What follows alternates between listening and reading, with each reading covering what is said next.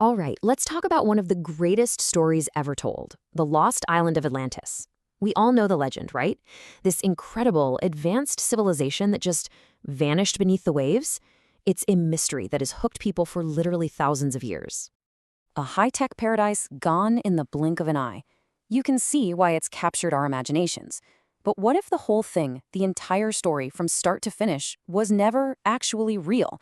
What if it was just made up? Well, let's get into it.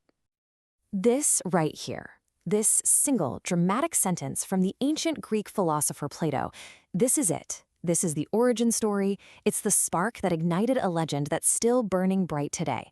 A story of a sudden, total catastrophe that we just can't seem to shake. So here's our roadmap for today. We're going to start at the very beginning with Plato's original story. Then we'll see how that story got twisted from a simple fable into this grand fantasy. We'll look at a major revival in the 1800s and how some pretty strange groups hijacked the myth. And finally, we'll dive into the modern search for Atlantis and ask why this story just refuses to go away. Okay, let's get one thing straight right off the bat. Everything, and I mean everything, we think we know about Atlantis comes from just two of Plato's writings. That's it. No other ancient records, no historical texts, nothing. This is ground zero. And you have to remember, Plato wasn't writing a history book. He was a philosopher. And philosophers love to use stories to make a bigger point. An allegory is basically a story with a hidden message. And for Plato, Atlantis was the perfect tool to talk about his ideas on politics, power, and what happens when a society loses its way. What Plato does is actually pretty clever. He sets up this epic showdown. On one side, you have his vision of a perfect, ancient Athens, a society that's all about virtue and morality. And on the other side, the mighty empire of Atlantis. They're richer, they're more powerful, but they're arrogant and corrupt. It's a classic morality tale. True greatness comes from character, not from wealth or military might. But here's where Plato, the storyteller, really kicks into high gear. He didn't just make up an enemy. He painted this incredibly vivid picture. He describes a massive island, a city built in these amazing concentric circles of land and water, with walls covered in gleaming metals. It sounds like something out of a fantasy novel, and frankly, it was just too cool for people to forget. So Plato's description was almost too good. It made his philosophical point, sure, but it also made Atlantis sound like a real, incredible place. And that's exactly where the story starts to veer off course. After Plato, people began to take his tale, well, literally. Even from the very beginning, not everyone was on board. In fact, Plato's most famous student, Aristotle, pretty much thought the whole thing was nonsense. He argued that his teacher had just invented the island and its dramatic end to make his philosophical argument. But funnily enough, for the next couple thousand years, a lot of people chose to ignore Aristotle. So for centuries, the Atlantis story just kind of simmered in the background. It was mostly a curiosity for philosophers. But then, a couple of key things happened. First, during the Renaissance, people got obsessed with ancient texts. And then, much later, in 1882, one single book came out and completely changed the game forever. Now, these Renaissance writers weren't packing their bags to go find Atlantis. They were using the idea of a lost, perfect island as a springboard for their own stories. Books like Utopia or The New Atlantis. They weren't about finding a real place. They were thought experiments about how to build a perfect society from scratch. But in the 1800s, the mood shifted. It was an age of adventure and discovery. Archaeologists were digging up incredible ancient sites all over the planet.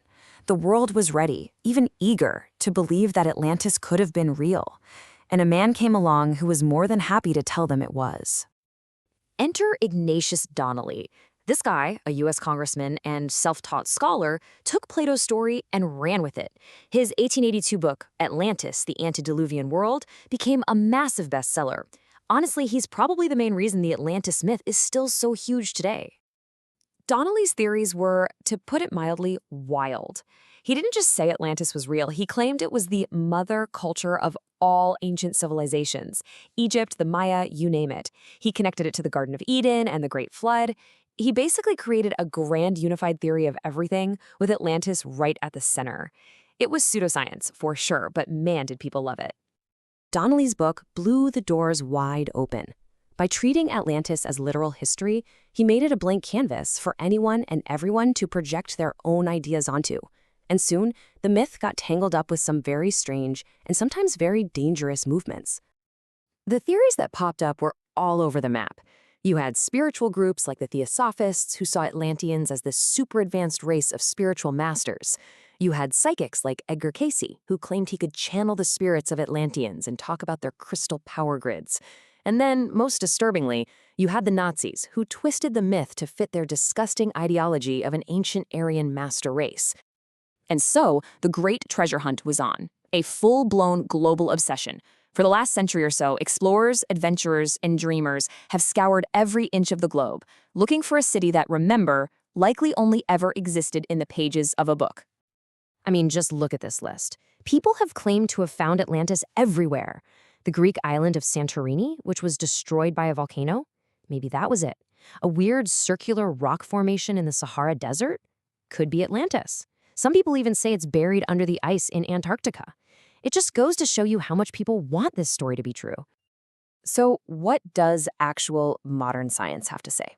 Well, the conclusion is pretty clear, and kind of disappointing for the true believers.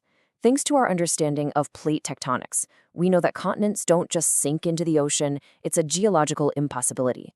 There is no lost continent sitting at the bottom of the Atlantic. It's just not there. So if science has pretty much closed the book on a real physical Atlantis, why do we still care so much? What is it about this particular legend that has such an incredible staying power, even after more than 2,000 years? You know, maybe it's because the story of Atlantis has become a kind of mirror for us.